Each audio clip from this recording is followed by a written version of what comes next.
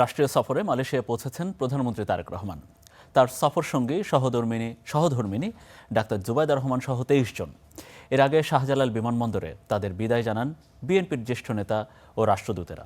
সরকার প্রধানের এই প্রথম রাষ্ট্রীয় সফরে মালয়েশিয়ায় শ্রমবাজার উন্মুক্তের আশা ও চীনের সঙ্গে 2 চুক্তি ও 13টি সমঝোতা স্মারক সই হওয়ার কথা রয়েছে। প্রধানমন্ত্রী তারেক রহমানের প্রথম বিদেশ সফর। দেশে ফেরার মতো এবারও সফর সঙ্গী সহধর্মিনী ডাক্তার জুবাইদা রহমান। তাকে বিদায় জানাতে আগে বিমানবন্দরে হাজির দলের মহাসচিব মির্জা ফখরুল ইসলাম আলমগীরের নেতৃত্বে বিএনপির প্রতিনিধি দল। বিদায় জানান চীন ও মালয়েশিয়ার কূটনীতিকরাও। রোববার বেলা ৩টায় বাংলাদেশ বিমানের একটি ফ্লাইটে মালয়েশিয়ার পথে ঢাকা ছাড়েন সরকার প্রধান, তার সফরসঙ্গী পররাষ্ট্রমন্ত্রী সহ 23 জন। প্রধানমন্ত্রীর মালয়েশিয়া সফরে শ্রমবাজার ও বাণিজ্যে নতুন দিগন্ত উন্মোচনের প্রত্যাশা, আর চীন সফরে 2টি চুক্তি সহ 13টি সমঝোতা স্মারক সই হওয়ার কথা রয়েছে।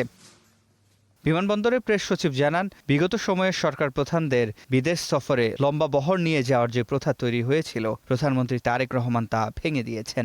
মাননীয় প্রধানমন্ত্রী গেলেন, সফর সঙ্গী গেছেন 23 জন মালয়েশিয়াতে, আর চায়নাতে হবে 24 জন। এত কম সফর সঙ্গী নিয়ে আমার মনে হয় না অতীতে কোনো প্রধানমন্ত্রী দেশের বাইরে গিয়েছেন। এটা অবশ্যই একটা ভালো দিক।